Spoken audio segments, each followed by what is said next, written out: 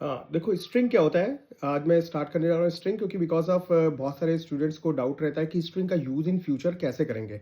String का use हम future में एनएलपी के थ्रू एंड जनरेटिव एआई के थ्रू इसको यूज़ करेंगे क्योंकि बिकॉज़ ऑफ वहाँ पे हमें क्या करना पड़ता है सेंटेंस टोकेनाइज़ेशन एंड वर्ड टोकेनाइज़ेशन करना पड़ता है एंड आफ्टर दैट स्ट्रिंग का बेसिक अगर समझा जाए तो मैं उसको थोड़ा-सा समझाना चाहूँगा क्योंकि बिकॉज़ ऑफ हमारे पास अगर कोई भी सेंटेंस है suppose welcome to Python session तो उसको मैं अपर केस में कैसे कन्वर्ट कर पाऊंगा, लोअर केस में कैसे कन्वर्ट कर पाऊंगा, कैपिटलाइज कैसे बना पाऊंगा एंड स्वैप केस कैसे कर पाऊंगा, टाइटल केस कैसे कर पाऊंगा।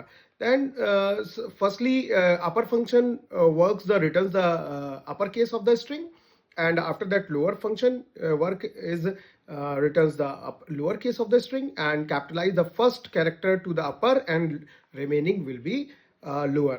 Title में first character of the string would be the upper case and the remaining will be lower and swap case में converting to the upper case to the lower and vice versa.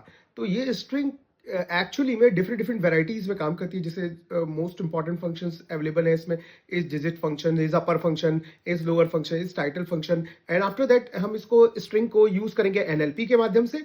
NLP क्या करता है कि उसको word tokenization and sentence tokenization के साथ use करके chatbot application बनाने में हेल्प करता है।